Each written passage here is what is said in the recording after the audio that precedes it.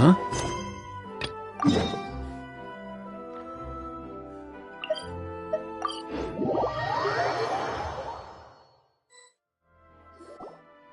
Where are they going?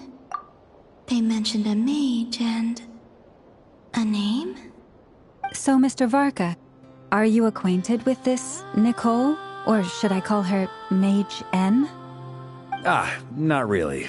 We've never met, though she has come up in conversation. From what I've gathered, Alice kinda took Nicole under her wing. Taught her how to speak in a more ladylike fashion, that kind of thing. Huh. Hard to imagine Alice as an etiquette coach. Yeah. Alice is a larger-than-life personality, I'll give you that. But then again, that's why she's able to draw such an eclectic mix of people into her inner circle.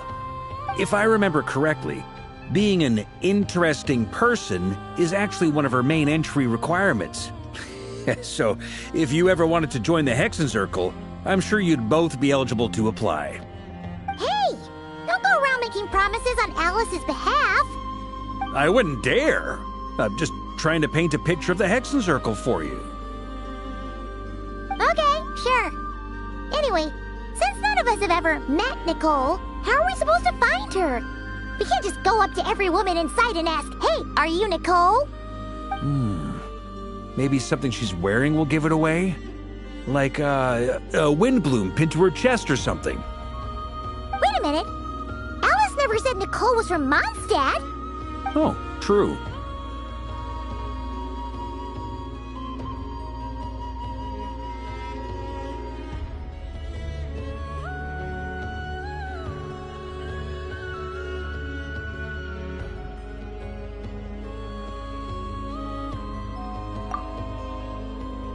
That would be... this young lady, then?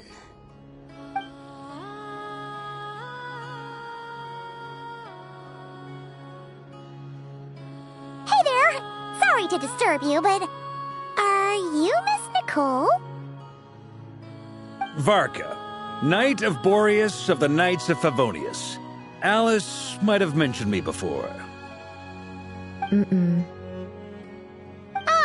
If we got the wrong person? Sorry. Well, this is awkward. When I shook my head, I meant, no, Alice hasn't mentioned you before.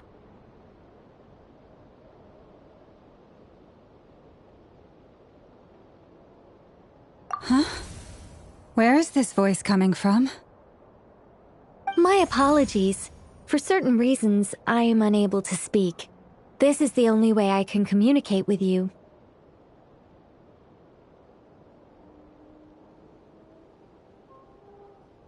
It might take some getting used to, but I hope you can understand. Hey, it's fine. I'm more shocked by the fact that Alice never speaks about me. I mean... As for you two, we have crossed paths twice before, but it is nonetheless a pleasure to finally meet you.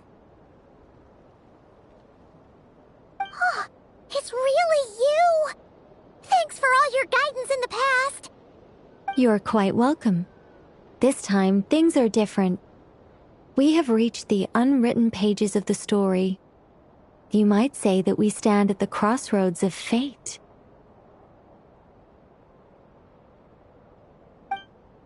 Now then, allow me to formally introduce myself. My name is... No, stop! Alice! I can't believe it! I had a whole speech prepared. I'd agonized over every single word. She always picks the worst moments to ruin other people's plans. I'm so sorry about that. Alice took the liberty of devising some bespoke self-introduction magic for each member of the Hexen Circle. But I could have sworn I deleted all of the triggering conditions for it. How did it bypass everything? Oh gosh, this is so embarrassing. This is a very different side of Nicole than what we're used to. Is she not used to face-to-face interactions? Don't worry about it. We've seen that introduction magic once already, so it wasn't too much of a shock. Please go on, Miss Nicole. We'd love to hear what you have to say, or, well, communicate. Huh? Are they talking to this lady? But... Will you all promise to forget that horrendously embarrassing introduction? Sorry? Embarrassing? When?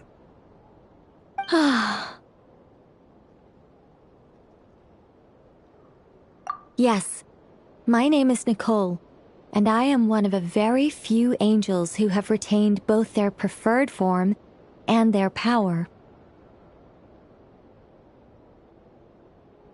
The Traveler and Paimon should be no strangers to this concept. There is another of our kind in Natlan. They call her the Lord of the Night. All right! Paimon remembers her! Yes.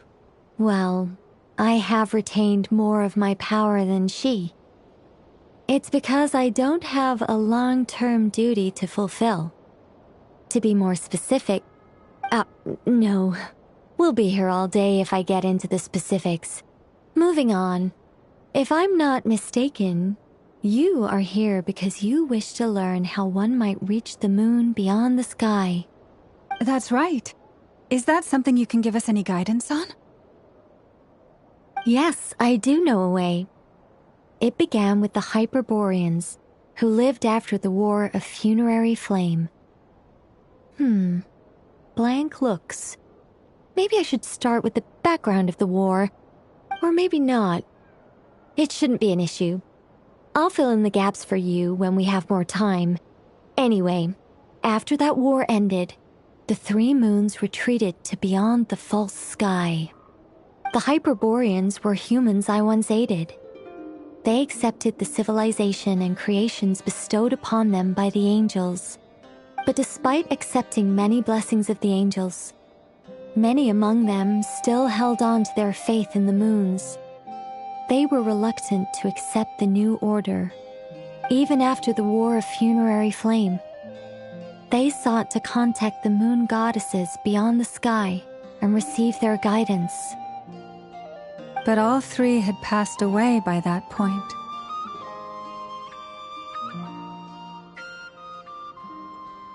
This mage has a unique method of communicating. Is she talking about the moons? Yes, but they did not know. And so, still they prayed for the moon goddess's mercy. After building titanic structures that consumed vast amounts of Kuvaki, at last they glimpsed the moons and heard their voices. But of course, they were gravely disappointed, for it was then that they realized the three moon goddesses were dead. Oh, that's such a sad story. It is. Humanity was in a very sorry state at that time. The angels who had once aided them were gone, and the War of Funerary Flames had left them homeless and destitute. Just a second, I gotta ask. How relevant is all this history to the task at hand? Well, I mean, it's... Okay, it seems we've drifted into irrelevant narrative waters. It's been a while since I've had the chance to speak inside someone's head. As soon as I got started, I lost control and the words just flowed out like a waterfall. What I'm trying to say is... Right, yes, that's it. The relevant part is the ritual created by the Hyperboreans. The fact that they bypassed the false sky and saw the true moons implies that they successfully built a connection between Teyvat and the outside world. Which means, with enough Kuvaki and a sufficiently stable connection, it should be feasible to send one person over the border. Okay. So, they built some kind of portal? Oh, yes. A portal. Yes. Is something wrong? You sound disappointed. I just didn't expect you to summarize it so well. It turns out I could have said all that in one word, if only I'd managed to think of it. No, please, it's fine. This is invaluable knowledge. I'll be sure to record and preserve everything in writing. Oh, really? Well, in that case, I suppose I could backtrack and add some more detail. I did gloss over a few things so far. Whoa, whoa, whoa, time out. Let's summarize what we've got first. The Hyperboreans were the last ones to use this method, right? So we somehow need to find whatever structure they built and make sure there's enough Kuvaki to power it up. Luckily, we have the moon marrow of both the eternal and iridescent moons, so we're all good for Kuvaki. Which means the key issue we need to focus on is finding the place. Am I right so far? Yes. Although I expect the structure is long gone by now. That said, what if we could take advantage of the phantoms to travel back to a time when it still existed? Well, travel back isn't quite accurate. It's more like we'd be creating a handshake between 2 points in space-time. We wouldn't even have to pick a time when it still existed.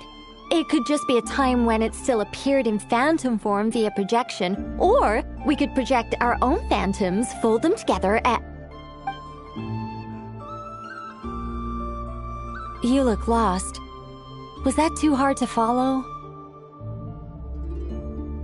Yeah, things got a little, technical there. Paimon's brain is reaching capacity. All right. Let me think about how to put this more simply. Okay, got it. Over the next few days, I'll search for phantoms that we can use. Once I find one that meets the criteria, I'll let you know and we'll regroup. By completing certain rituals, specific individuals will be able to enter the phantom and make it to the Hyperborean structure. If everything checks out and it looks feasible, we'll just need to wait for Moon Prayer Night, and we can send the Moon Goddess back home. I'm really skimping on the detail here. Is this making any sense at all? I think so. For now, we'll just wait to hear from you. Yes. Basically, yes. Great. Counting on you. In the meantime, we'll focus on finding the Moon Goddess's name. My name? Are they looking for a way to stop me from disappearing? Excuse me, Miss... Go on, Miss Nicole. This conversation was a little all over the place.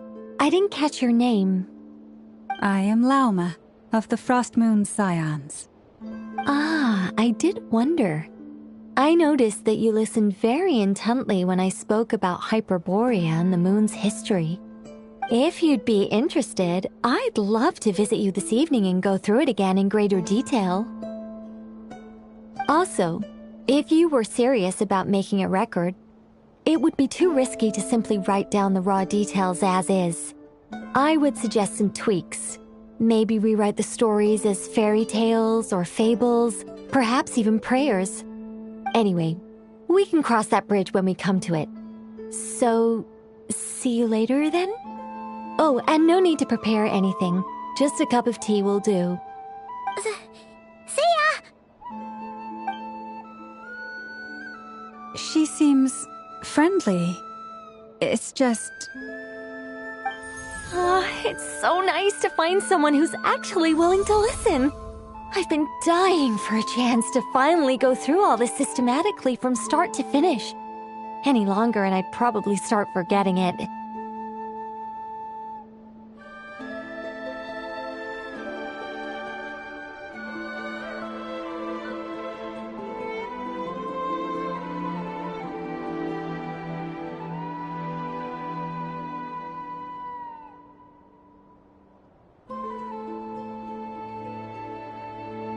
Now Paimon gets why Alice told us to mind our heads. Ha ha ha ha! What did I tell you? A lot of quirky people in Alice's orbit. Now then, the next order of business is, where do we start looking for the moon goddess's name? Maybe the rest of what Nicole has to say might give us some clues. Once I've heard her out, I'll summarize the salient points and share them with you all. I'm also inclined to review our other documents.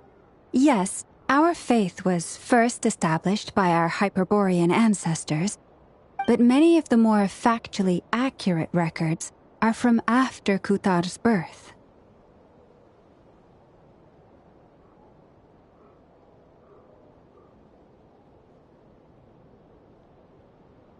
Sounds like we're gonna follow Columbina's journey through Devat, huh? In that case, we'll start by heading to the Frostmoon Enclave. Sounds like a plan. Take this with you. I'll see about getting in touch with the Fatui. It'll probably just be Arlecchino and Sandroni again. They're the only ones who would want to help. Thank you, Mr. Varka. Ha ha ha ha ha! Don't mention it. Honestly, I'm more comfortable dealing with the Fatui than prying into the details of a young lady's childhood. Catch you later. I should follow them, just in case there's some way that I can help.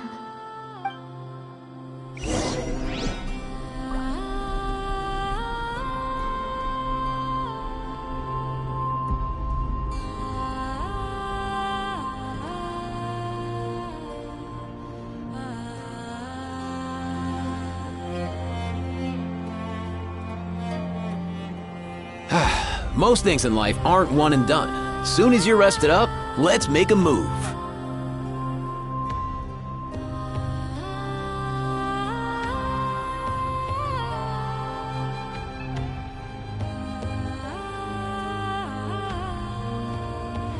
Huh?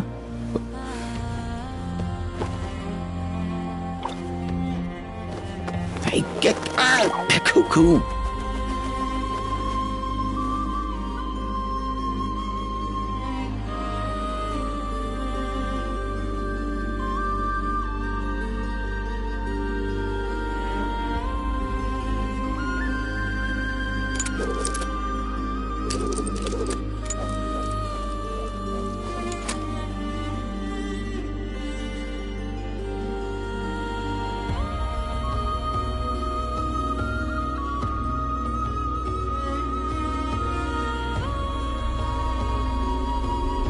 Huh?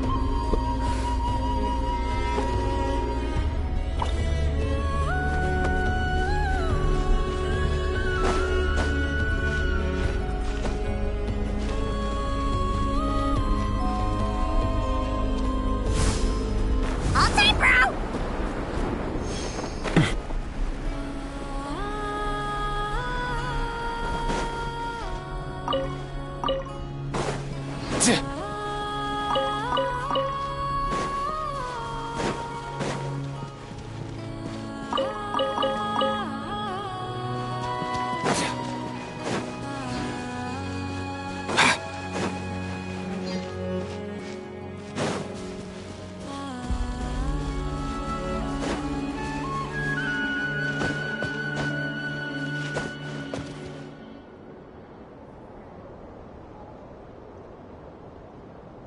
Mind the wind.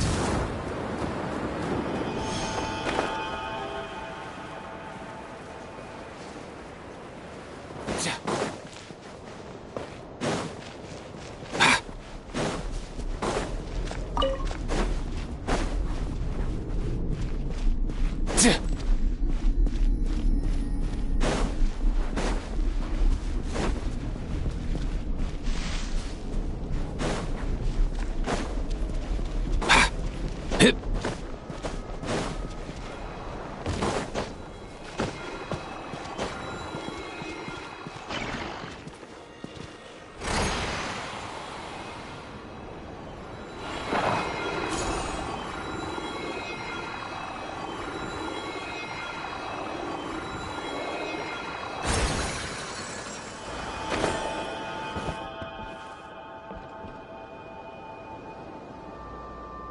Let's go.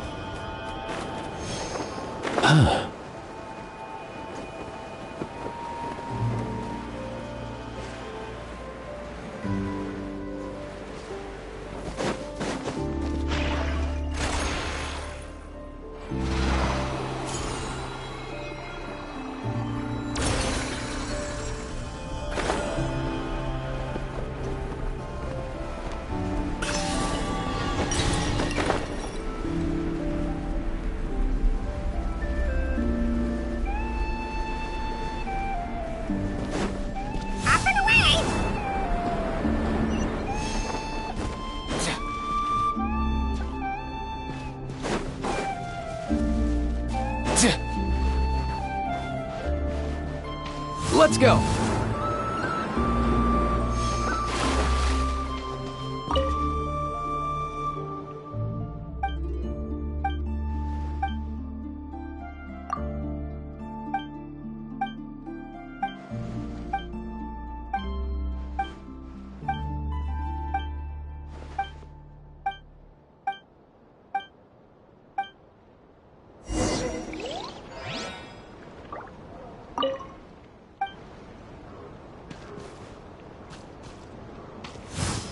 All time, bro!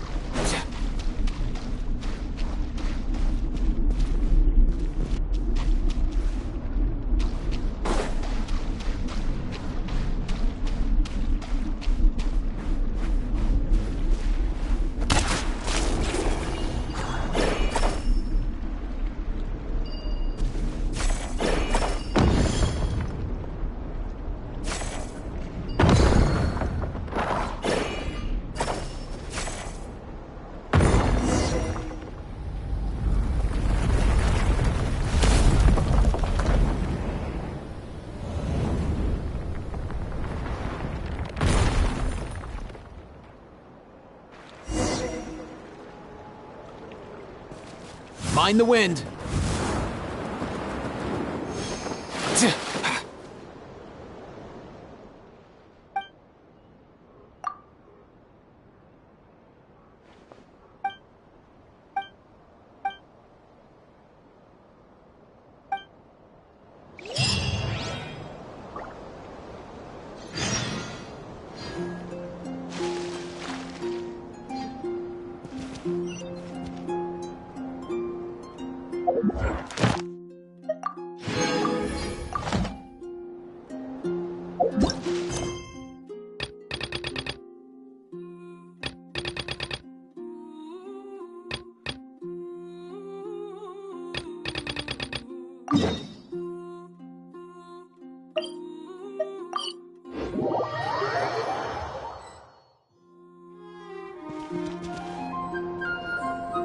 A while ago, I took the time to organize all documents in our possession that pertain to Kutar.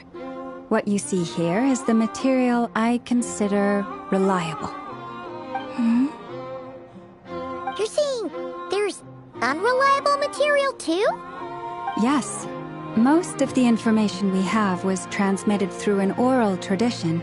Inevitably, some of her stories were mythologized and deified over the years through countless retellings. That's why I organized them into reliable and unreliable. There's no sense seeking answers in history unless we can ensure the veracity of the historical record. Makes sense. All right, let's take a look through.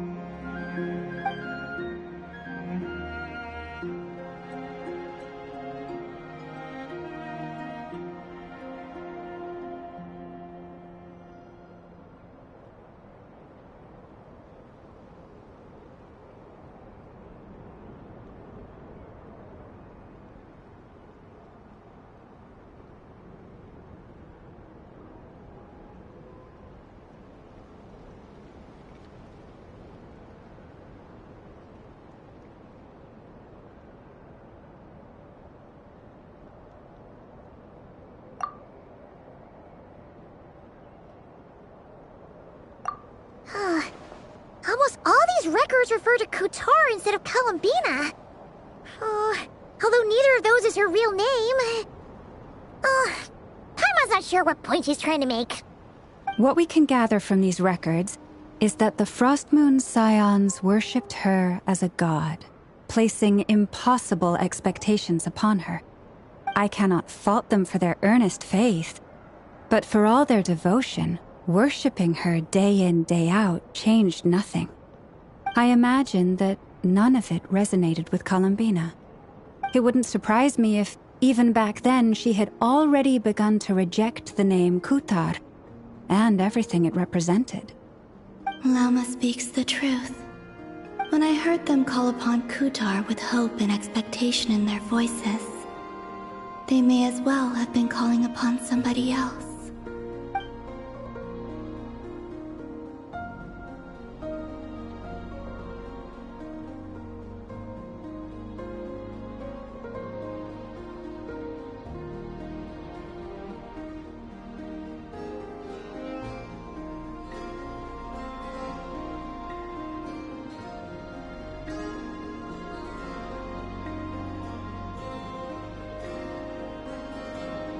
Well, that's a bit complicated.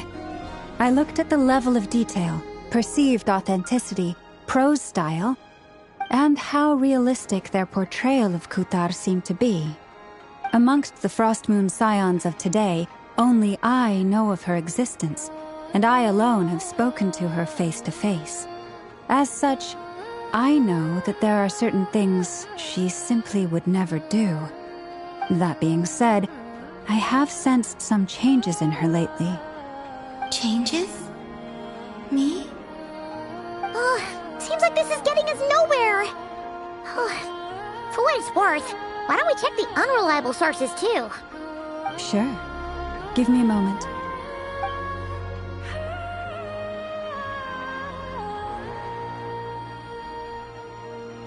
Exerting but a fraction of her divine might, Kutar sheared a great mass from the snow-capped mountain and cast it into the sea. upon whose surface shone the mirror image of the moon. Thus was formed the island of Hisi. Yeah, right. That doesn't even begin to pass the sniff test. The 3 moons are naught but lies through and through. Only one moon has ever shone for us, and Kutar is her name.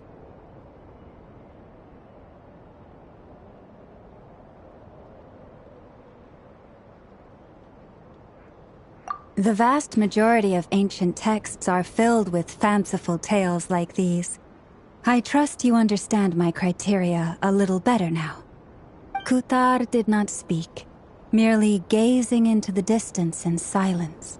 And where her gaze landed, this was her prophecy. Clearly, whoever wrote this text never even met Kutar. Otherwise, they'd know that her eyes are always closed. What about you, Traveler? What are you reading? Come on, let Paimon see. The child wished to build a wooden nest with which to shield a fledgling bird from the cold.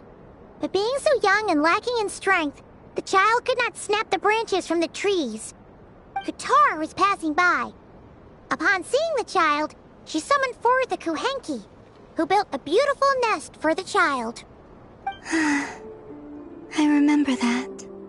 Not knowing the meaning of Kutar's divine intervention, the child dared not to respond, and thus ran home to call their parents. But Kutar was gone. The Moon Chanter declared the event a miracle and took the nest as a relic, placing it on high for all to see. The child was named as one favored by the goddess and was greatly respected amongst the people. Yet, no further miracles were bestowed, and this matter was forgotten in but a few years. Huh. Any thoughts after reading that? Yeah. Palabina probably just wanted to join the kid in making nests. Ah. I'd originally considered this a fabrication, because Kutar did not perform any similar actions in subsequent records. But now that I think about it, it does seem like something Columbina would do. It's just that... She didn't know how other people would interpret her actions. She was probably worried about making things difficult for people. And so, she gradually stopped joining in. Yes. Oh, that's so sad.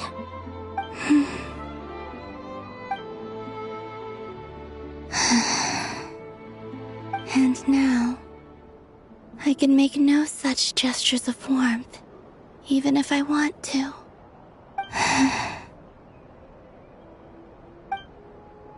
Still no name. That's a bit of a shame. But we did learn some interesting stories. That's gotta count for something. Barca said he was gonna set up a meeting with Arlecchino and Centrone, right? Let's go back to Nasha Town and see how he's doing.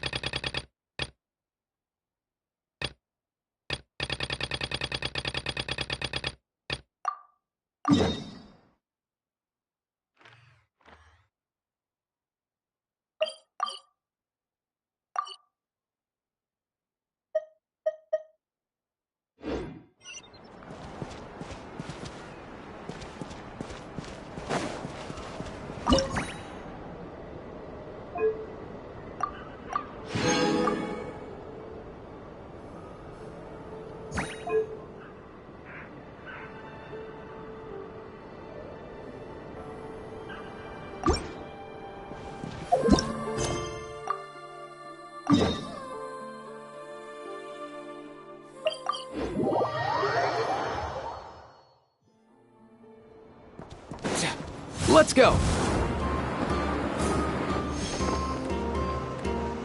Here! Let's see. There's Varka. Oh, and it's Durin and Albedo too. Yeah, this is pretty much the same place we bumped into each other last time. I convinced them to stick around a little longer. We were all waiting on people, so I figured having a little company would help pass the time. Ah, so you've been waiting for us? Does this mean that you've already arranged things with the Fatui? Sure does. Now you're back, we can go meet up with them together. How'd your investigation at the Frost Moon Enclave go? Well, we didn't find out Columbina's true name. But apart from that, it went pretty well. Aha, just as well that I didn't tag along then.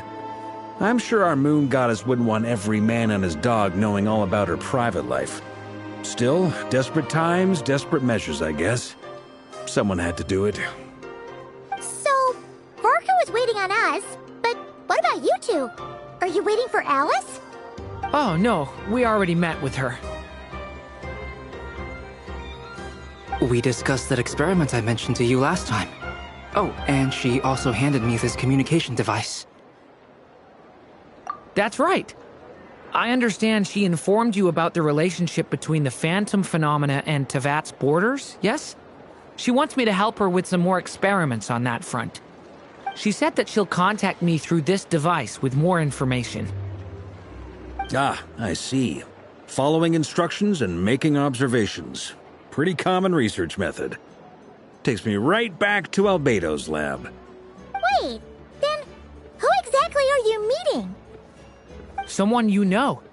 Albedo's met him too. But I don't think Miss Lauma or the Grand Master have been introduced. Introductions are overrated, especially in cases like this. It's you! So, it's not like the Academia has prohibitions against going abroad. Also, I applied for leave. I've been writing to Hat Guy since obtaining a human form. I've already brought him up to speed on everything that's been going on in Notcry. Hat Guy? Turns out, I actually have heard that name before. Oh? Then why did you react the same way I did? I only knew the name, not the fella. But since we're all here, let's do some introductions for what it's worth. I'm Varka, Grand Master of the Knights of Favonius. Lauma, Moon Chanter of the Frost Moon Scions. And I'm a Driosh from the Vahumana Darshan of the Sumero Academia. Hat Guy. Good to see you again, Mr. Guy. I believe we last saw each other on the boat ride here.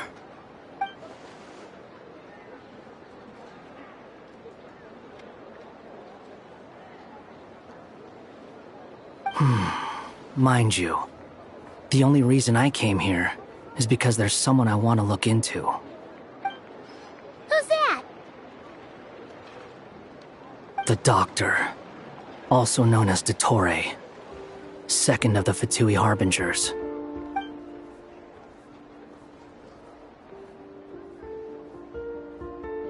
From the tone of your voice, it sounds like there's bad blood between you.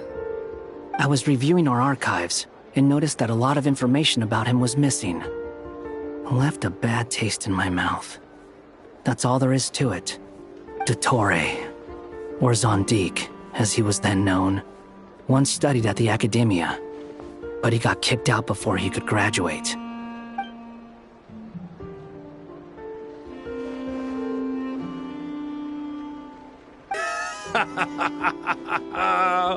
So the Harbinger's #2 man is a college dropout? How embarrassing for them. Last we heard, he was planning something. We actually heard that a few times before, even coming to Notcry, but we haven't seen a trace of him since we got here. He only appears when something interests him. For all we know, he might have left already. But the fact he did something here at all is worth noting. It'll fill a couple extra lines in his file. Why does it sound less like a file you're writing and more like a criminal record? Anyway, we were just about to meet 2 of the other Harbingers. Want to come along? You might learn a thing or two about him there. Sure. Even though they're Harbingers, well, they're old acquaintances of ours, so, you know, when you talk to them, try to be I got it. The Frost Moon Scion's relations with the Fatui remain tense. Forgive me if I do not attend. In that case, we'll continue assisting Miss Alice with her experiments. Good stuff. Everyone's having a fruitful time. All right, we better get going. I'll lead the way.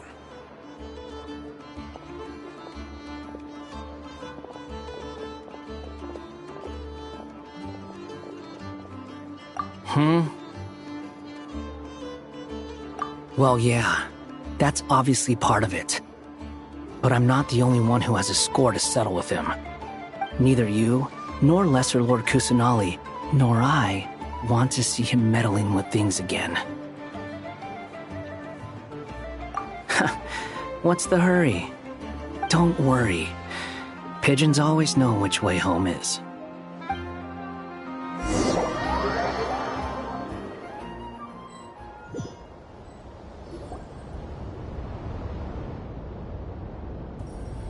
You made it.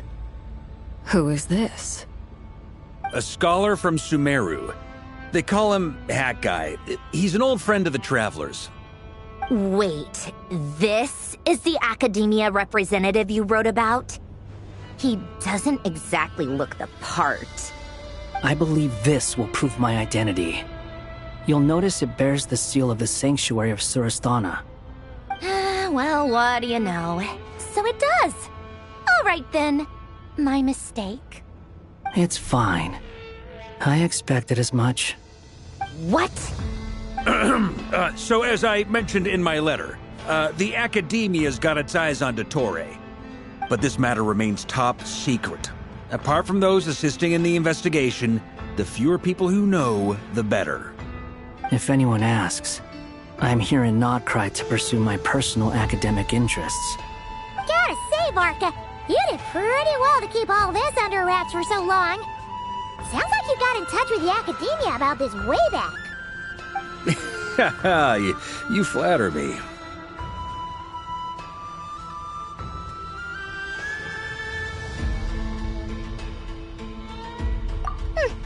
Where do I even start?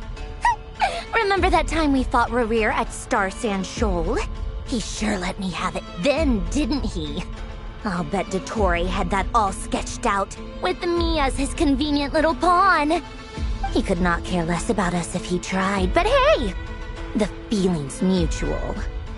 Does Dottore really strike you as the sort who values his relationships with his colleagues? Fair point. Definitely not. Which is why I always keep my guard up whenever he starts making suspicious moves. To that extent, our motivations align. On top of which, I consider you trustworthy people. Now, back on topic. In the wake of the Reikir of Solnari episode, Sandrone and I grew suspicious about Dottore's complete inaction during the entire affair. So we tried to find out what he'd been up to, but unfortunately to no avail. He never lets anyone in on his plans. The more he cares about something, the more secretive he gets. Indeed. Perhaps he believes that by keeping a low profile, he can avoid trouble. But that trick isn't going to work on his colleagues. Yeah, I mean, he's been researching the ancient moon's remnants. And he's been trying to get his paws on the moon marrows. Only an idiot would believe he doesn't have something more planned. With this in mind, I returned to Snezhnaya and relayed my thoughts to Her Majesty the Tsaritsa, entreating her to have him recalled. That's pretty direct. Did the Tsaritsa agree? Yes. I made it abundantly clear that the Fatui's business in Nodcry is almost concluded, and we do not need 3 harbingers in this territory. Her Majesty concurred. Accordingly, Dottore has returned at her orders. I imagine he is continuing with experiments, which no one besides he would ever have any interest in. Common sense might mean nothing to him, but he's not stupid. He knows that no good can come from opposing the Tsaritsa. Smarts alone won't get him all the way.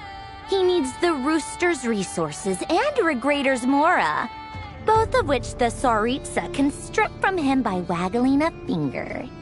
But doesn't he have a track record of publicly following orders while going against them in private? He probably has it down to a fine art by now. Wouldn't put it past him. We worked together on a research project once. Only briefly, but it was enough to show me that we're fundamentally different people. He has no interest in doing things methodically, stage by stage. His thoughts jump all over the place, and the moment his curiosity is satisfied, or he gets the results he wants, he disappears. The only similarity we share is that, once we set our minds on doing something, we will see it done, whatever it takes. Well, we definitely saw some of that in your battle with Rerir. You got so competitive. Ugh, do not remind me. Then I believe we all concur. Dottore will not simply give up. Fantastic. Now this is turning into a whole day of unpleasant memories. Ugh. Are you talking about the moon marrow stuff? He also strikes me as the kind of person to disregard experimental regulations, ruin all the equipment, and go way over budget. Then leave the first person he can find to deal with the fallout. Exactly. This one time, he was running some high-temperature experiment and the substance exploded. But does he care? No. He orders his subordinates to open the device so he can observe the results, which causes the gas inside to leak out. That gas was poisonous! If I hadn't been there, who knows how many people might have died. And after all that, he left while I was still cleaning up after his mess. What a waste of time, he said. Waste of time? The nerve! He wasted my time! You've been bottling that up for a while, huh? Hat guy, I must say, you seem awfully familiar with internal Fatui affairs. Especially when it comes to Dottore. Thank you, Lady Harbingers, for providing such valuable information. I have no other questions for now, so I'll be on my way. Wait, what? You're just gonna leave? You're welcome to join if you want. Ugh. Just when Paimon thought he'd finally mellowed out. He makes quite the impression. I'll say. I've met tons of headstrong people, but not many of them would join me in bad-mouthing Dottore. Anyway, back to the main agenda.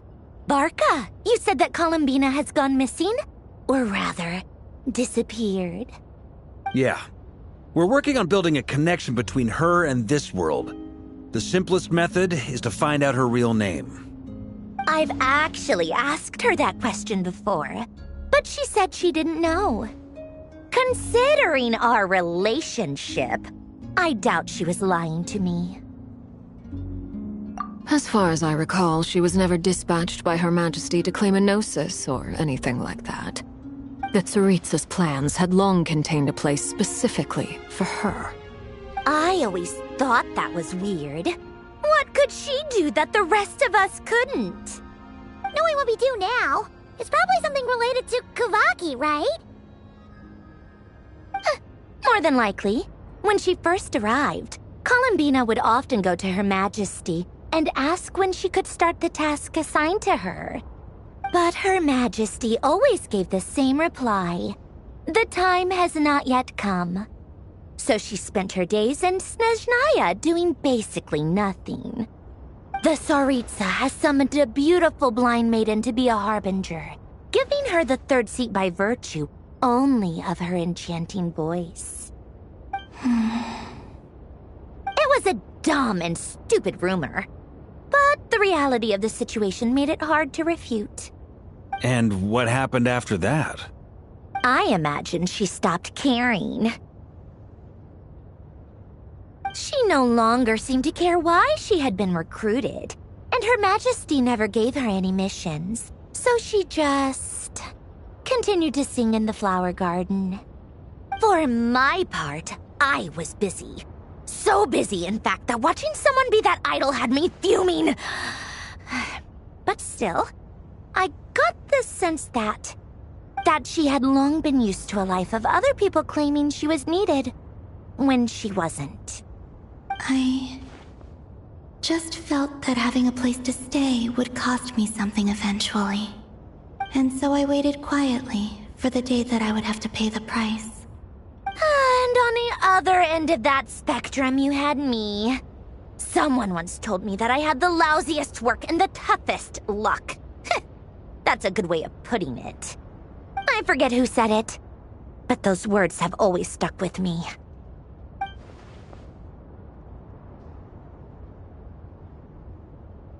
But you've done your job exceptionally well all this time.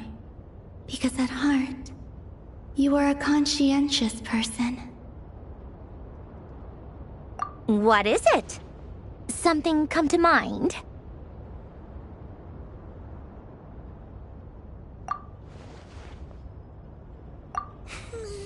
That makes sense. Nothing screams you are needed like your name shouted from across the town. Well, good luck with it. But if you ask me, Columbina is still the most shoutable name. I'm just so used to it now, after all the arguments we've had. I can't be bothered trying to remember another name for her. Nor I. Sandrone. Harlequino.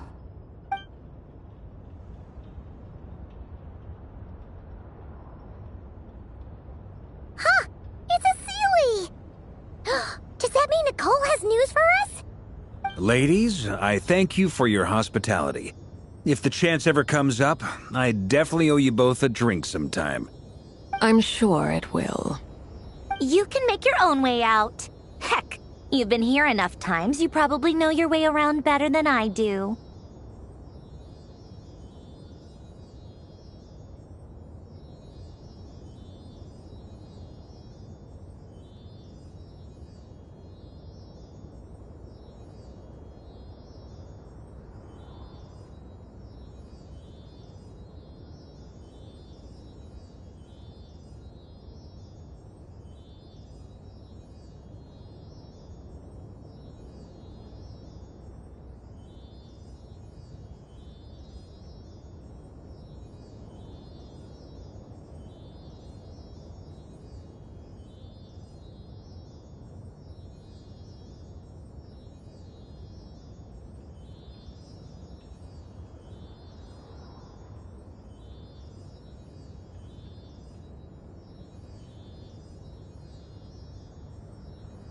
Okay, time to do what adventurers do best.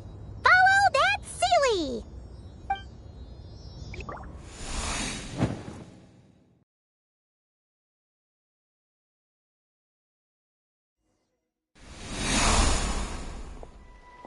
Here you are.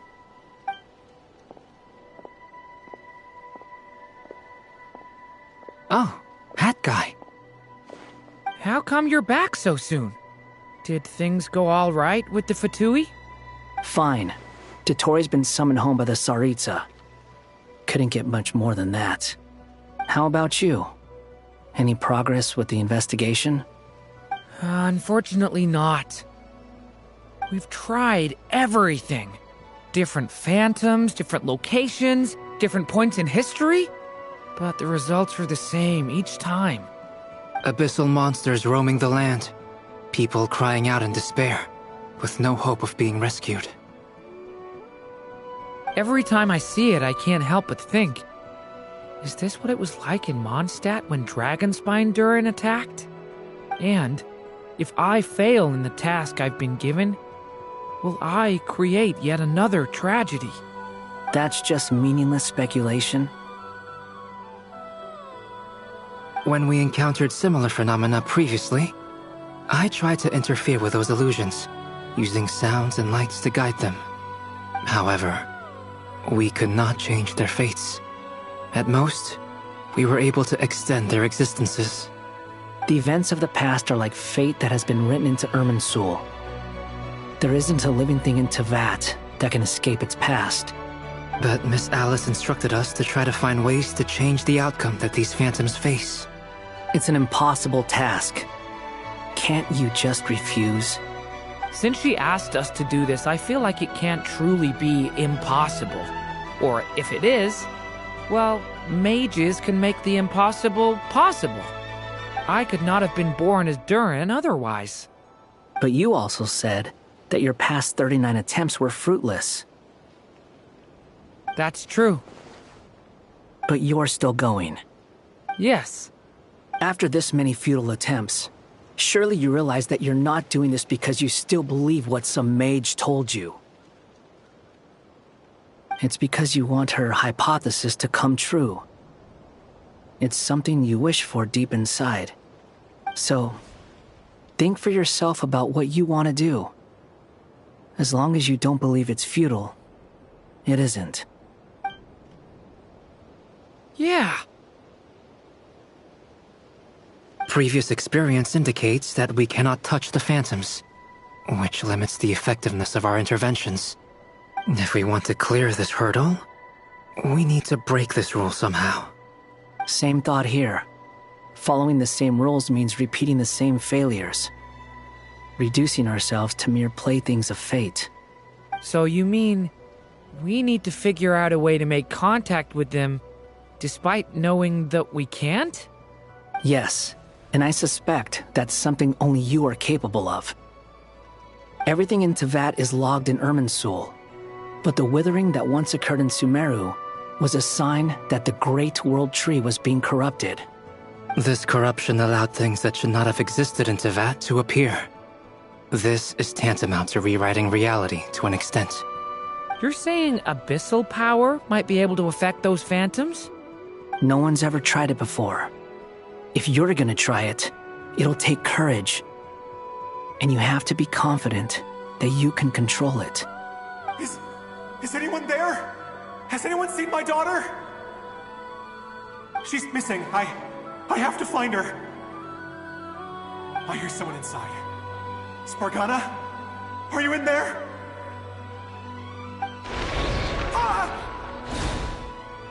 If I can use my abyssal powers to warn him that there is danger here, maybe it'll change his decision. Maybe he'll stay away. Yes. The important thing is not the nature of the power, but rather how you use it. To intimidate and obstruct. Sounds about right for the Abyss. Well, let me try. I should be able to influence that thing. Have you seen a little girl? What? This isn't the time for that! Just run! Where are all these monsters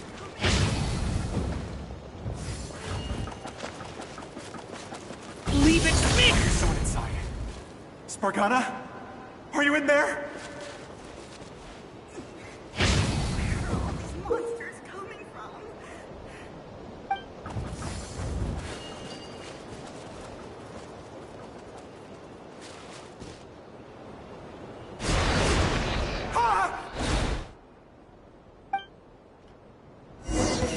Have you seen a little girl? What?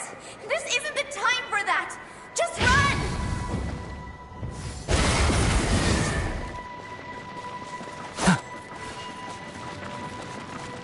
I hear someone inside. Spargana? Are you in there? What is this? This is dangerous. I should get out of here.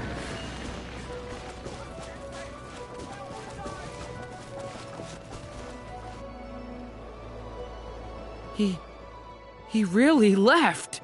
Ha! We did it! Don't celebrate too soon. Follow him. See what he does next.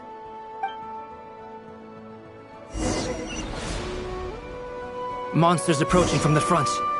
You need to stop them and create an opportunity for him to hide.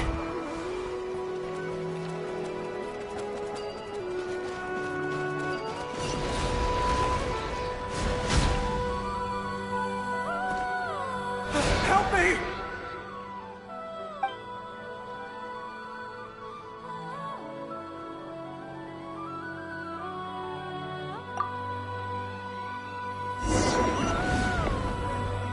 Monsters approaching from the front. You need to stop them and create an opportunity for him to hide.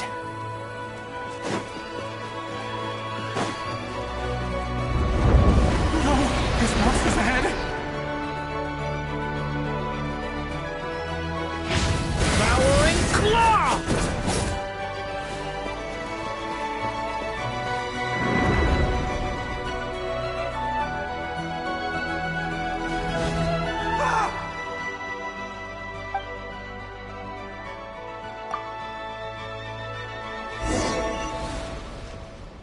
Monsters approaching from the front. You need to stop them and create an opportunity for him to hide.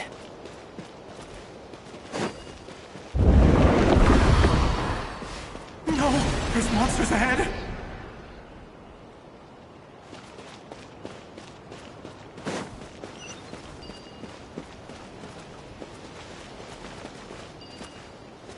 Wait, is that the barrier I saw earlier? Why is it appearing now? It's as if someone's controlling it.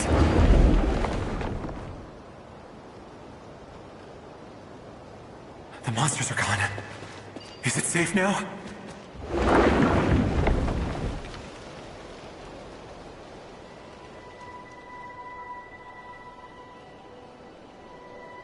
The barrier's gone too. How odd. Anyway, I guess I'll keep going. Quickly, let's keep up.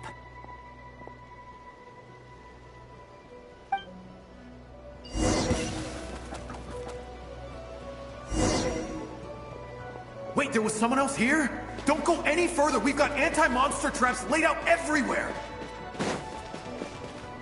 But my daughter must just be up ahead. I have to go. This way's blocked.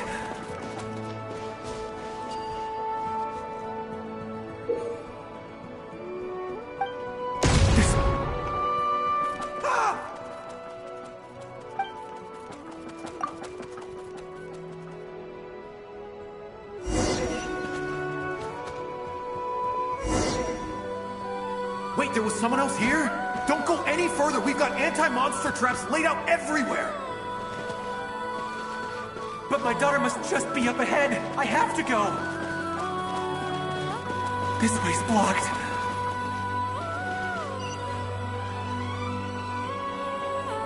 We might be able to use the explosives over there, but we need to take care not to hurt him.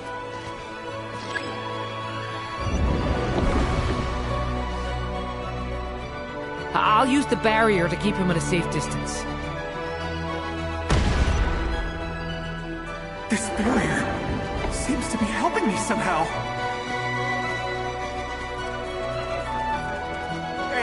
Hey, wake up! Oh, no good. Gotta keep moving ahead.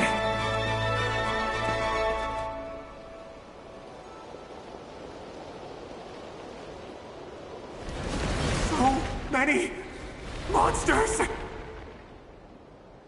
There's still a chance, Durin. Use the traps.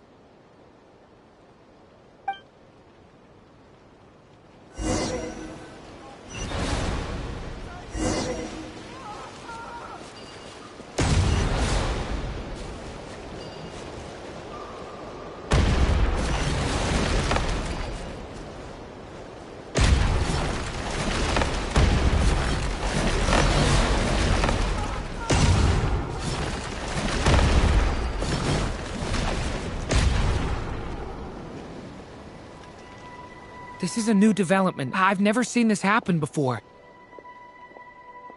We might just be able to save this person.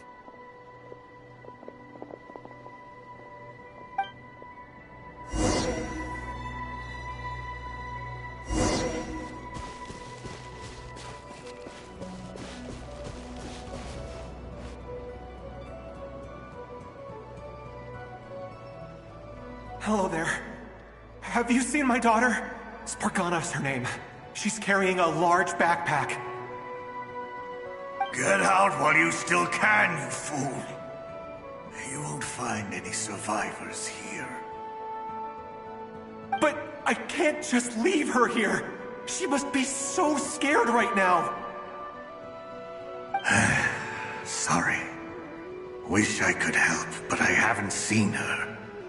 You'll just have to keep looking. Okay, thank you. If I do find her, I'll get her to shelter and come back for you. Don't bother. I've got nowhere left to go.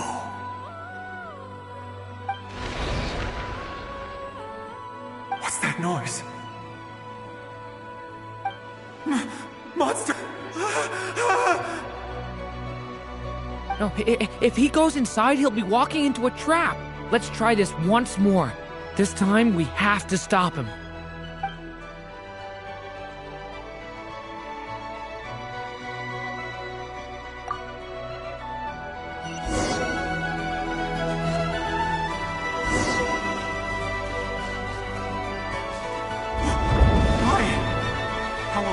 Spargana's gone like this. You know what? I'll trust this strange barrier. It's gotten me this far after all.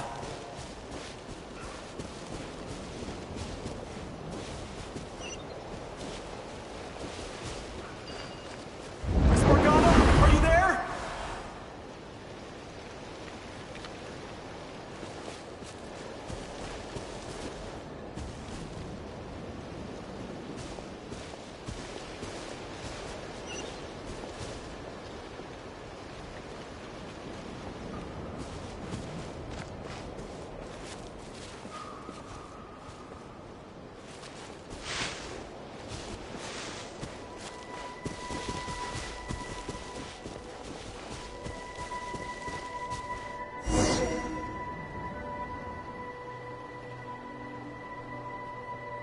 Huh? That looks like one of my daughter's books! Oh, thank you. Thank you! Yes, it's one of hers for sure. That's her name on it right there. She left her backpack here.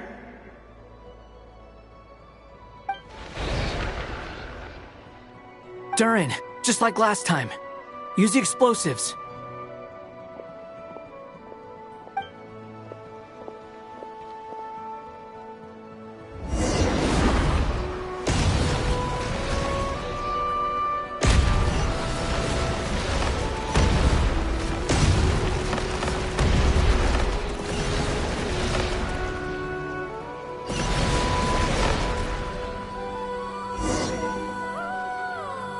It won't work.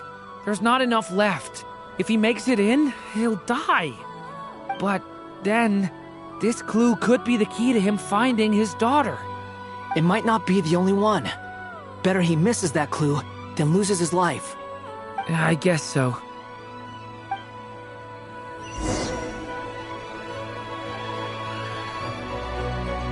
Stop him, Durin. We can't let him get any further in. That's my daughter's book! She's passed this way! Why? Why won't you let me go in? I've searched and searched and searched just for this! But how will I find her without any clues?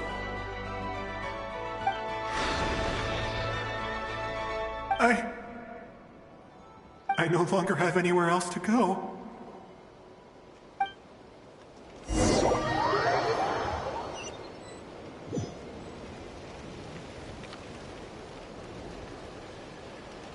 I'm sorry. I'm so sorry. He refuses to go anywhere else.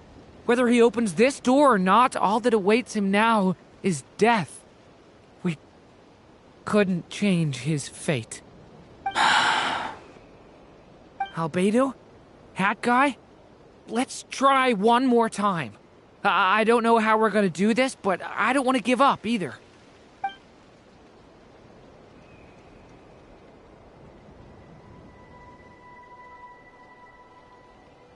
Why am I here? What's going on? All these scenes running through my head. Where are they from? Huh? What's going on? His reactions have changed. How many times have I... What's happening to me? Huh? Wait, who are you? You can see us now? I feel like I always could, but that I only just realized you were there. I'm sorry, I don't know how to describe what I'm feeling. But you were the ones guiding me using that marked barrier, right? I haven't done anything yet, but those monsters, those deaths, they feel like memories. Like things I really did experience. I won't find my daughter. In fact, I'll ultimately die trying to find her. Isn't that right? No, it isn't. Yes, it is. Even so, we're trying to find a way out of this. You've not seen my daughter either, have you? It seems she really isn't here.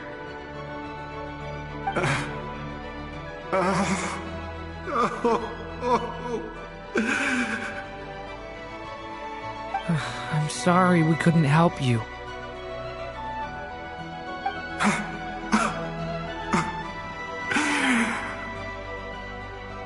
I'm just tired.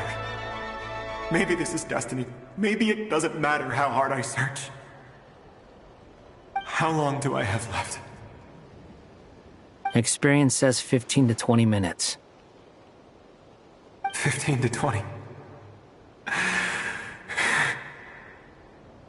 Thank you for all your help. Let's rest a while. You look exhausted too. Now's not the time for you to start pitying us. It's not pity. I'm just realizing that I've only got 10 or so minutes left. You know?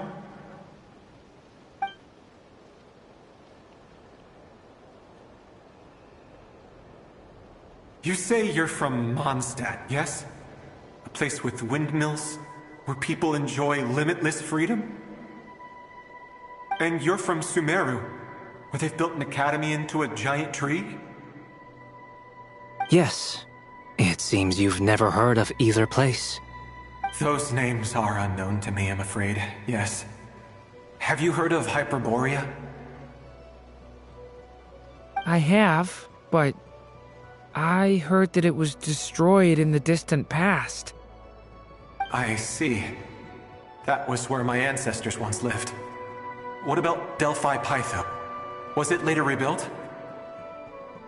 I've never heard that name. Then what about Sal Vindaknir? I have seen that name on stone tablets on Dragonspine. But I'm afraid the only things left of that place are its ruins. I see. Sure enough, there was no way to turn this around, huh? I'm sorry. I was the one who asked to chat, but it seems like we're too many ages apart. There's barely any common ground to start from. It's all right. We did hear something new, at least. From how you speak of your lives, things must be going all right for you, I guess. They are. Mondstadt is a place of freedom and happiness. There's a lot of good people in the church and the Knights of Favonius, and even outsiders find that it's an easy place to feel at home. We have festivals a few times a year. Everyone gets together to drink, sing, and be merry. Sumeru is a lot more uptight. Not really the kind of place where you can relax. It's a nation fraught with problems wherever you look. But if all you want in life is to seek knowledge, I guess it's pretty much paradise. That's wonderful. In other words, after this all-devouring black tide passed, humanity did not merely avoid extinction, but rose to build prosperous civilizations anew. I mean, I can see you all right now. That must mean the future isn't a total mess, right? That's true. Well, time's almost up. Let's part ways, I think. Might be best if you don't waste too much time on me. The chances are slim, I know, but I'd like to spend these last few minutes looking for Spargana. If things work out, I'd love to tell her about what I've heard. May we meet again.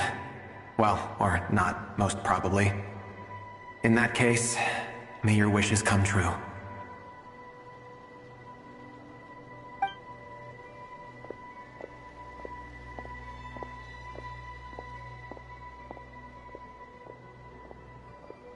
He's gone. In a few minutes, he will meet the end that was his to begin with. The ending of this tale did not change, but I believe that we've just made the most progress we have yet. May your wishes come true. If only it were so simple. Hat guy, could I ask you a question? You've never talked about your past. It seems complicated, and it weighs heavily on you, too. Would you be willing to tell me about it? I mean, sometimes it's better to get things out in the open. Take that guy we try to help, for instance. At least he said goodbye with a smile, right? I know about Albedo's past. Our experiences are very similar, and he created me. As for you, you're my first friend, and you've witnessed every step I've taken. But by comparison, I know nothing about you. Either way, I mean, we're still best friends.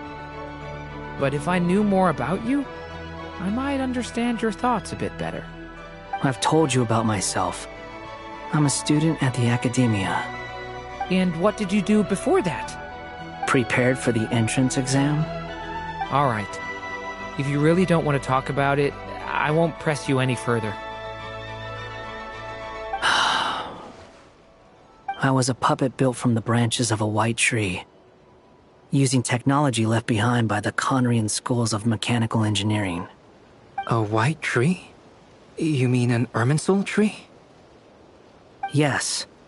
A branch of Irminsul that was once connected to the main tree. So you had a human creator too? Yeah.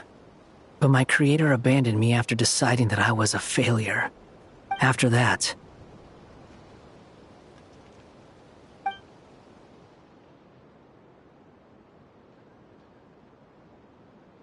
Durin. Resisting the influence of the Abyss, suppressing the urge to destroy, trying to do the right thing. None of these things are easy. But no matter how hard they are, trying to rewrite past wrongs is far harder. You asked me if you would create a new tragedy if you failed. I told you there was no point speculating about that. But the real answer is, yes, you absolutely will. That guy. But at least you've got people here to help steer you away from the wrong path. So, just keep aiming towards the light. I will. I promise. All right, break time's over. Hello, Durin speaking. Hello, friends, it's me. What have you been up to, I'm detecting some unmistakable fluctuations here at the border. The amplitude isn't particularly high, but they're completely different signals from the ones before, and the scale is comparable to those I've detected previously. Alice, we were unable to save that person. However, he appears to have retained a portion of the memories gained through that cycle, and was able to hold a conversation with us. I see. Well, that is rather odd indeed. It definitely merits further attention. Could I trouble you to keep trying the same approach? I need to gather some more data. Counting on you. I should probably have Nicole come and check this out as well.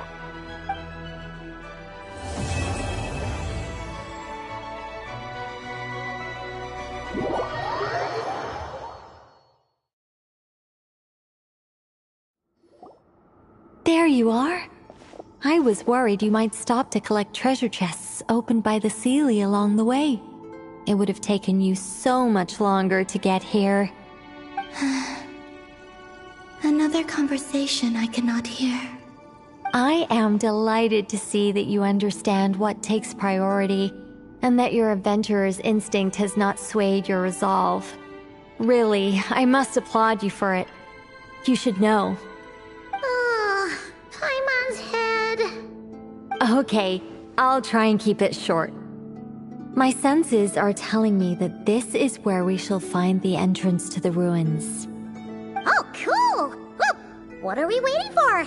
Let's open it up and see! Patience. This was a sanctuary of great importance to the Hyperboreans. A special process is required to open the gate. Oh! Like the place that housed the Eternal Moon's Marrow?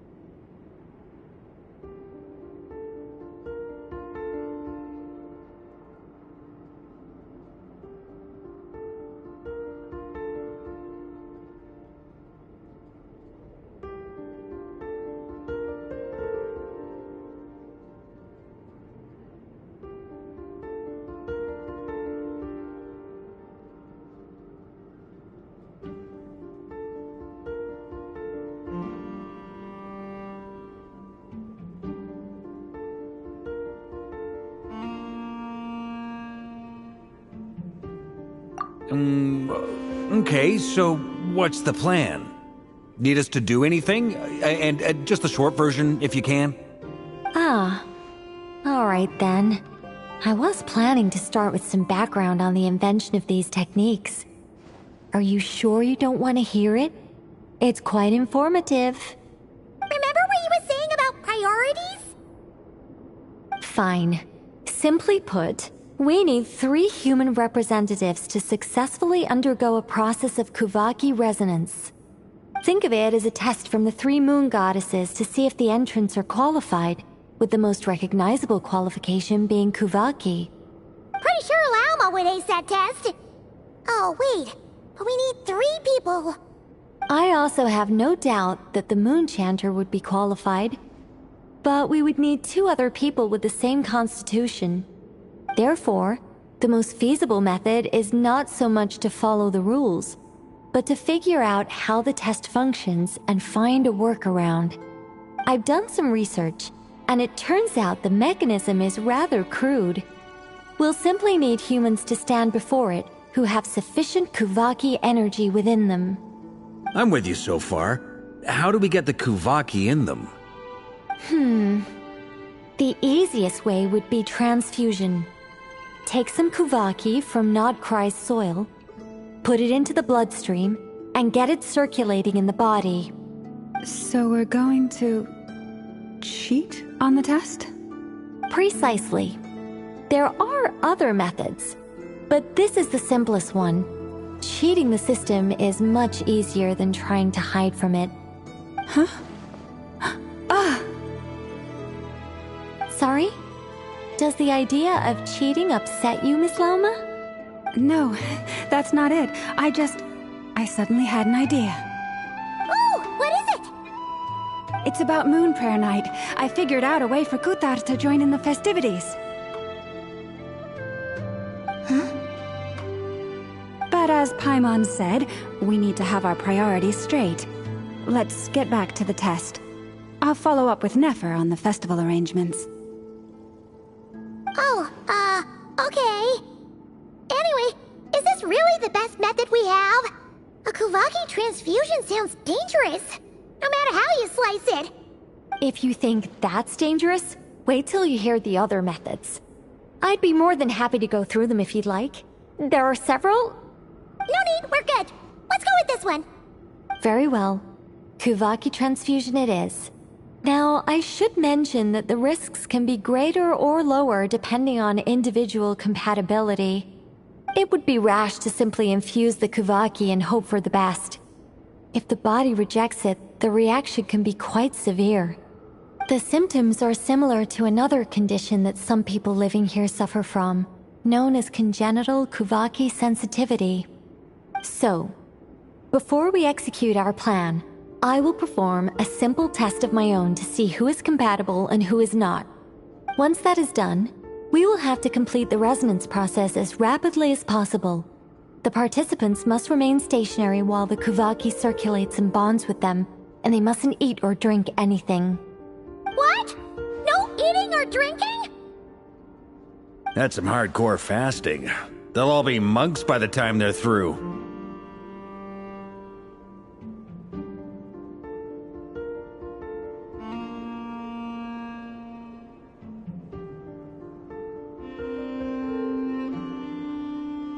Three days.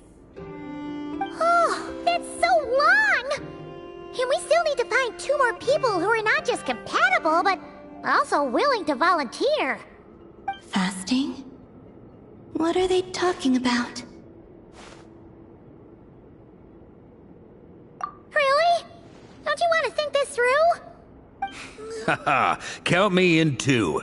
3 days without food? I can handle that.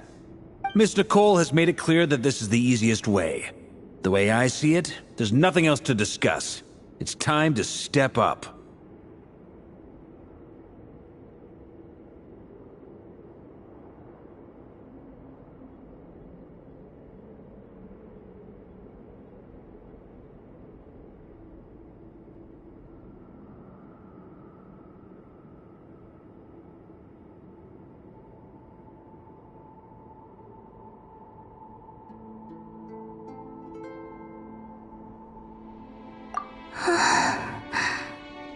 Yeah, you're right. In that case, Paimon volunteers to be Captain of Logistics.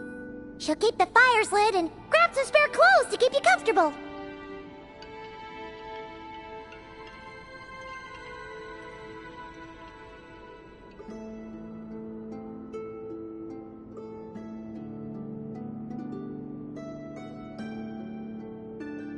Then we'll start with you first, Traveler. Please step forward.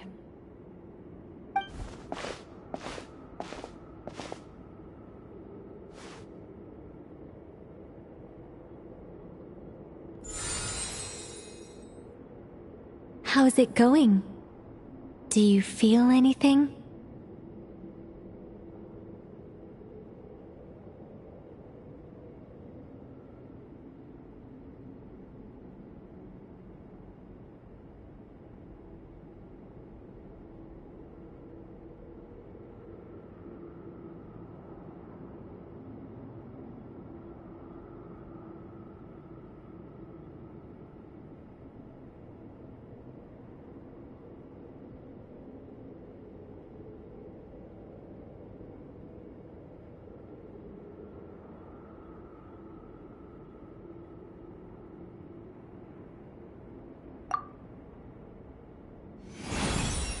How about now?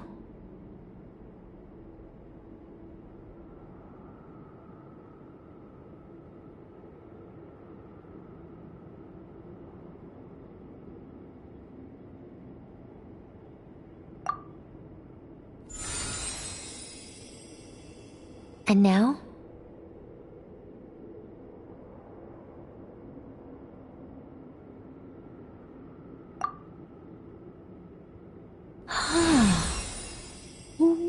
What about now?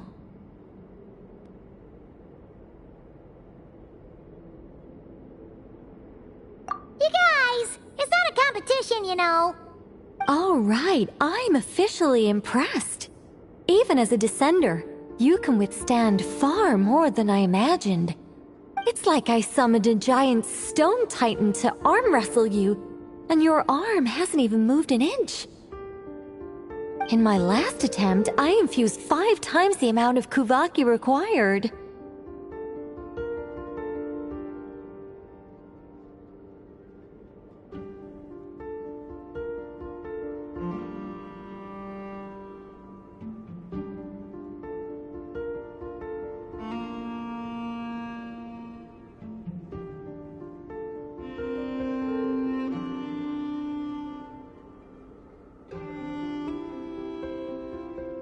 Yes.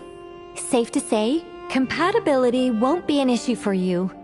You're eligible to join. You're next, Mr. Varka.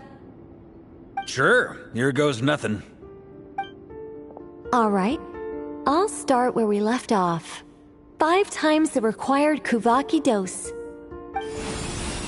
Whoa, whoa, whoa, hey, wait a minute. How's it going? No, not great. I kind of want to puke. Feels like I've been drinking too much. A few bottles of wine, then a big stein of Dark Horse. With some hard liquor from Liyue mixed in. You think this is funny? I just lost to a young lady in an arm wrestling contest. I'm never gonna live that down. My apologies. I'll lower the concentration and try again. Oh. How's it going now? I'm not as dizzy as last time, but I can still feel it pulsing around. In that case, you wouldn't be an ideal choice, Mr. Varka. Let's try someone else. Okay. Let's go ask some of our other friends then.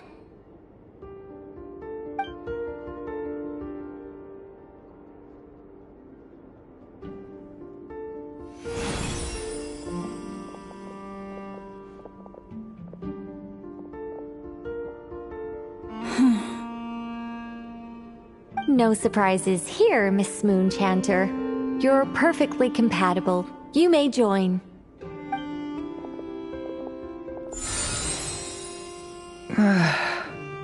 I'm getting a slight headache. Shame. You were so close. Whoa! I'm itching all over! Allergic reaction.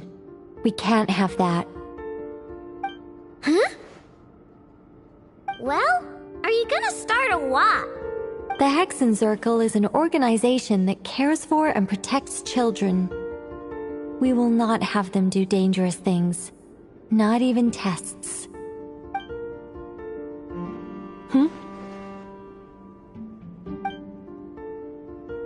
Is something the matter? The candidates have to be human. I guess that rules me out too. Huh. Everyone except the Moonchanter got beaten. Guess I don't need to feel so bad after all. I mean, looks like this isn't gonna be as easy as we thought. Perhaps I could ask for volunteers among the Frost Moon Scions. I'll see about talking to some trusted Lightkeeper colleagues. Itlua springs to mind. In fact, I think we had some former Frost Moon Scions join our ranks recently. Can you give me the scientific explanation for how the test works? I can probably make some kind of test bot. Then, we can just zip through Nasha Town, going up to people and pressing a button to check their status. Wouldn't that be way easier? No. Wow! No elaboration for once.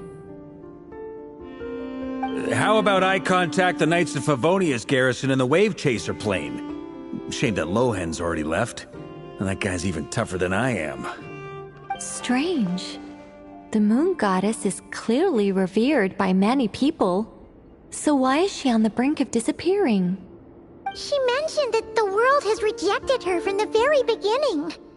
And when we fought the Reikir of Salnari, it seemed like she exhausted her power for our sake. Also, Paimon's not sure revered is the right word for how people feel about her. Gratitude, certainly. For my part, anyway. It's basic reciprocity. She helped us, so she deserves our help in return. Yeah, even though she looked like she didn't care, she still saved a ton of people, including me. A review of the relevant data leads me to conclude that Miss Columbina is a good person. Yep, you bet! They really think so? I'm super surprised that Columbina isn't her actual name, though. I think it really suits her. It's light and graceful and... yeah, just a really pretty name. I know, right? Unfortunately, that's not our decision to make. Columbina. That was the code name the Fatui gave me. But it also came up in the song I heard when I was born. But... is that really all there is to it? What do I truly think of my own name? Is there anyone left who will still call me by that name?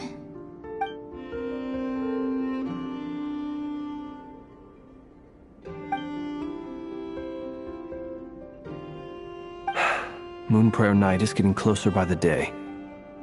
We're running out of time. We need to look for other candidates. Then allow me to try. Huh? What are you doing here? You contacted your friends via the Adventurers Guild. Sandrone has been keeping an eye out for something like that, so she informed me. Since I have the ability to accommodate a moon marrow, I should prove to be a suitable candidate. Arlecchino. When can we begin? I see. We can begin right away.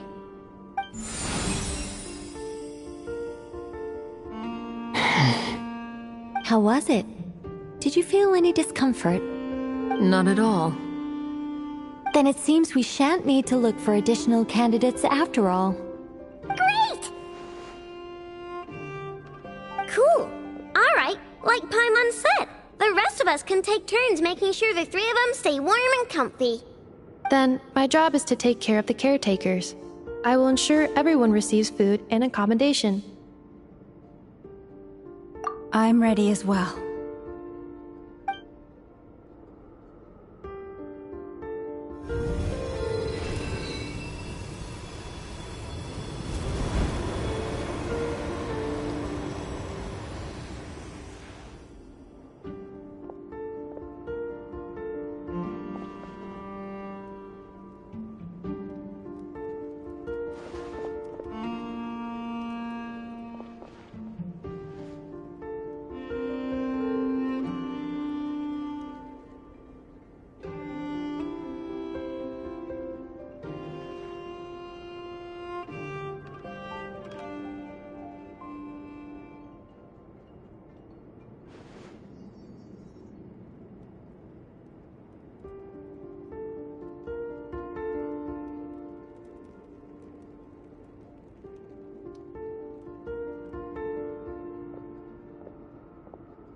The work is done. The sacred scroll shut. The stars grow dim, the people silent. The white sun sets, the silver moon rises. O path to the temple, appear now before us.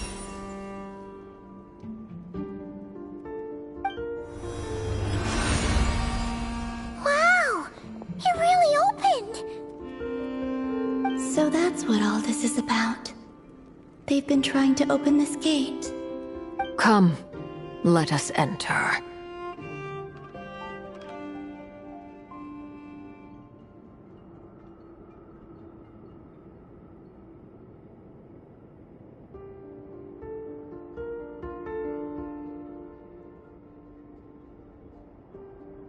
It might be best to eat something first. Take care to chew properly and swallow slowly. It will give your body time to readjust to the digestion process. They will head in soon. They will need to enter this gate.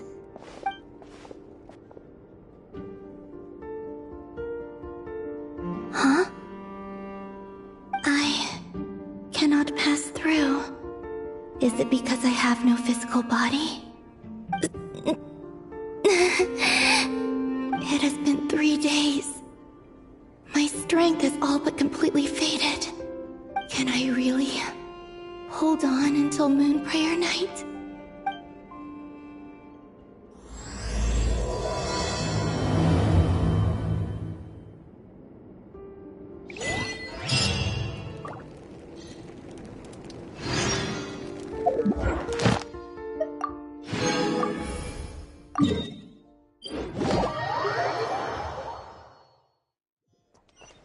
Ad Astra. Thank you for complete. Ad Astra.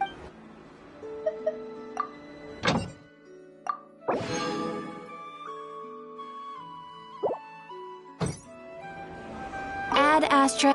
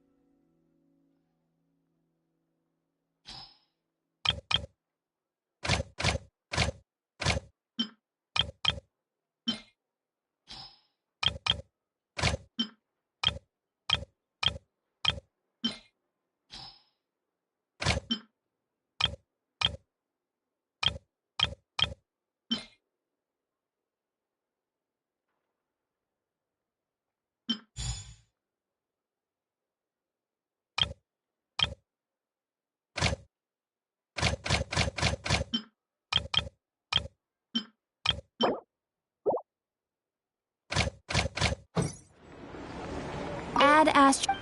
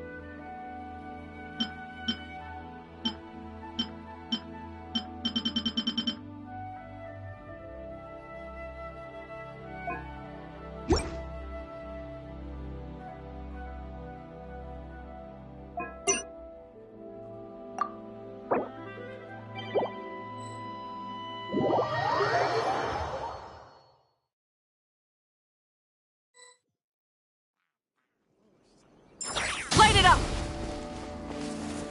Woo!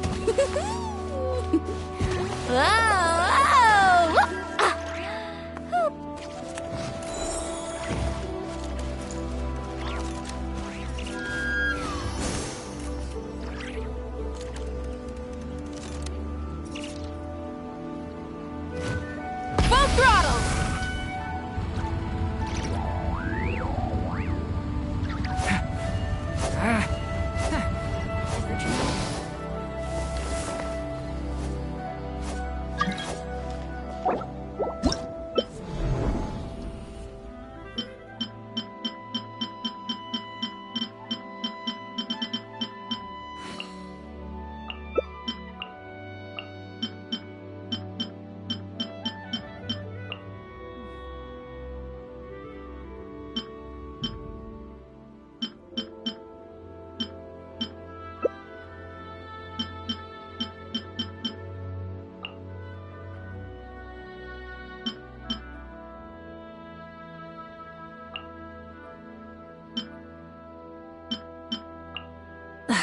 Instead of confining themselves to the heavens, God should broaden their horizons in the world below.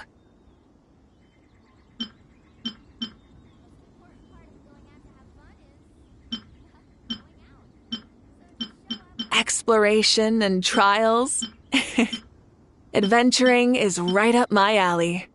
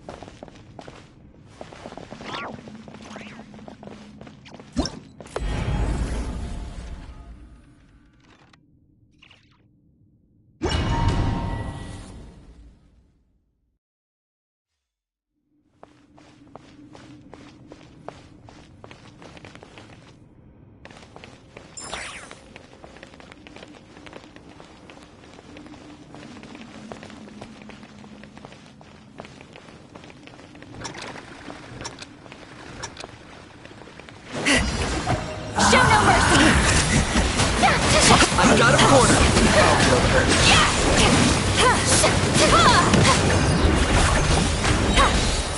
Let my name suffer the wrath of Eastling! Get to work!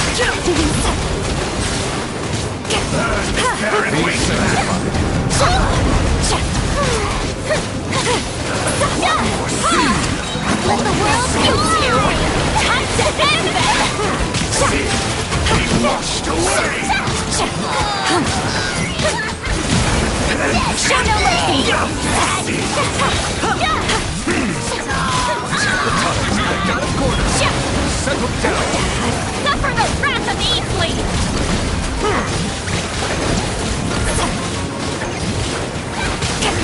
Fulfill our path! Brilliant! Shining! Echo and song! Each pop-up! Get him!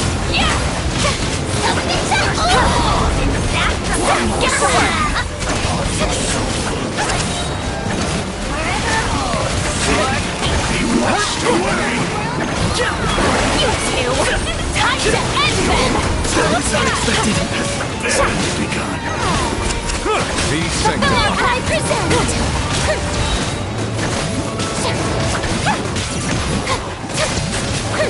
My name is Long Song!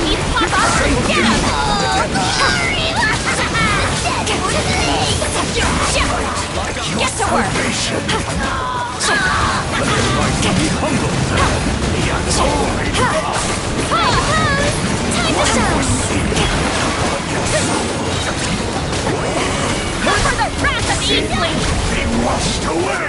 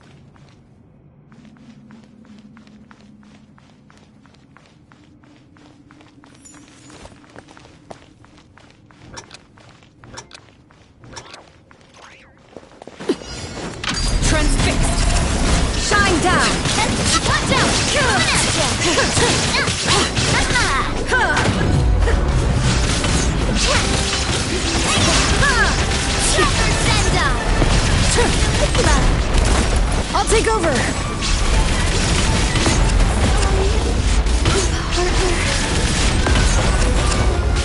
I'm here!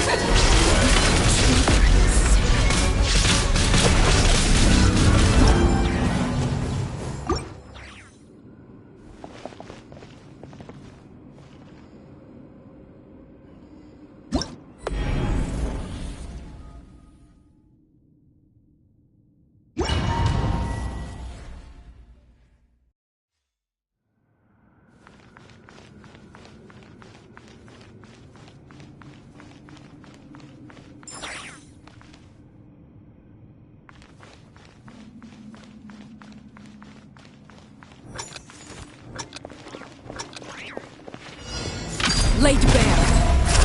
Shine down! A warfare, I guess!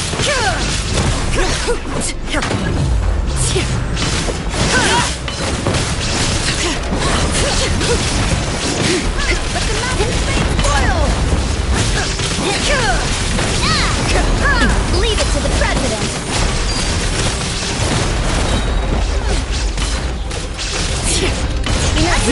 is eternal! There is no escape! Hear the echoes of the wind! Hey there! Bring it! Illusion shattered! Fire! With rock, coming at you! Now you shall perish! Lay down! There is no room!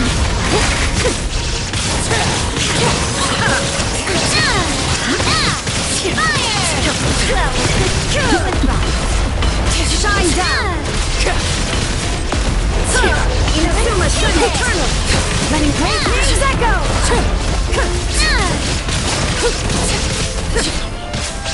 Illusion shattered! Overruled! I guess I'm going...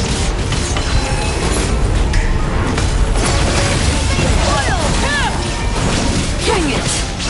Now you shall perish!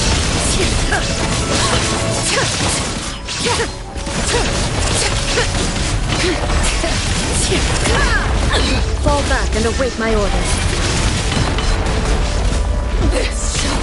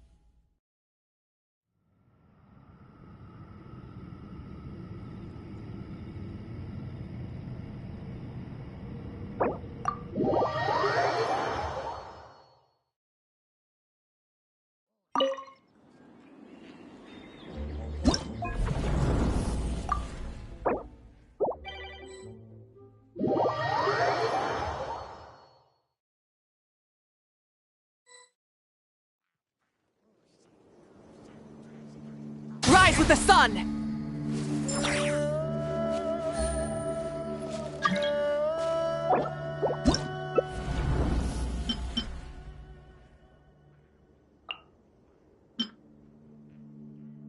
Woo! Whoa!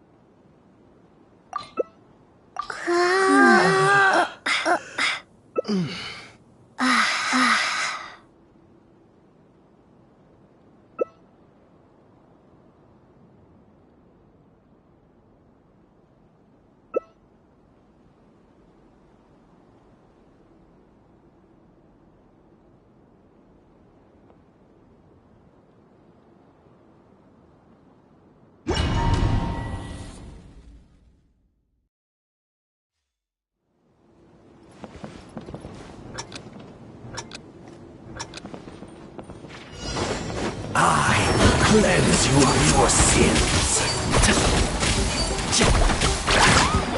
Keep up. Receive thy blessing. Enshroud. Dodge this. I hear everything.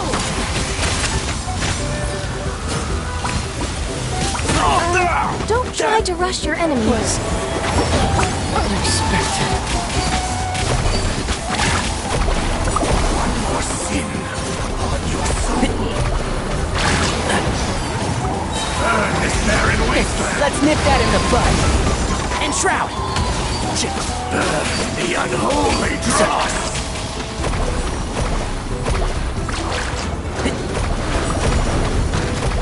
Keep up. Fight your salvation. Sin be washed away.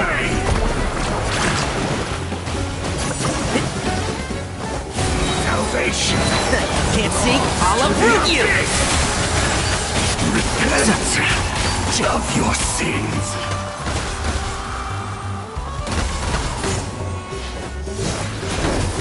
One more sin upon your soul. I hear everything. I've not finished my research.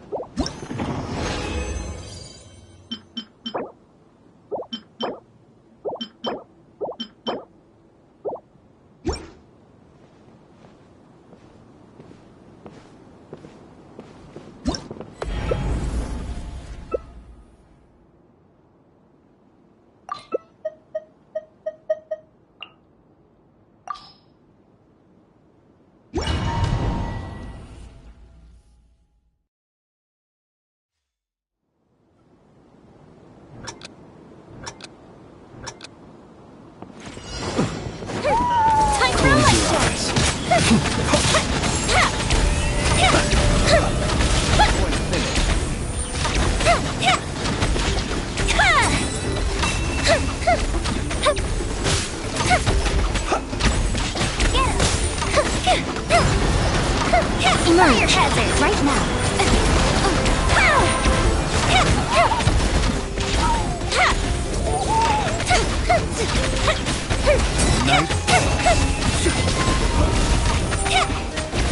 No one escapes. Fuse a split.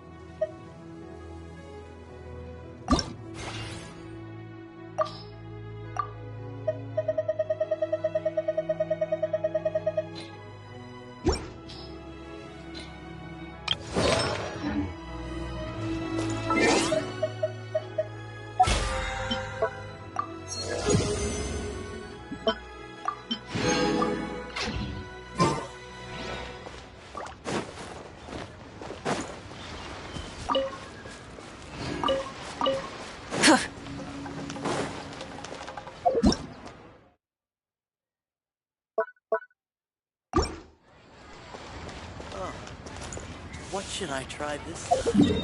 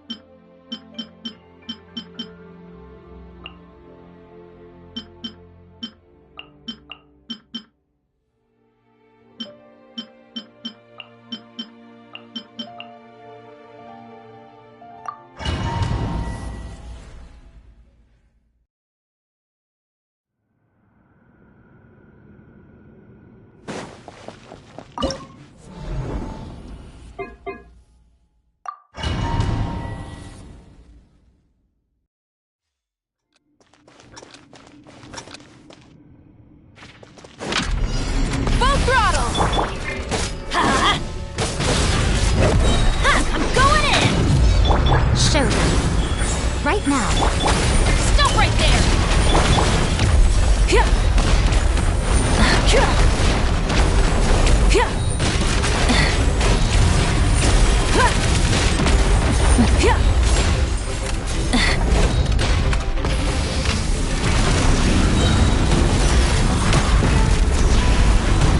Light of the blazing sun!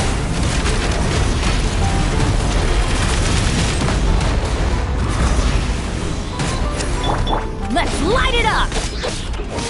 Teamwork is dreamwork! Come on out. Right here. Right now. You asked for it! Final warning! Stop right there! Time to buckle down. Rev the engines!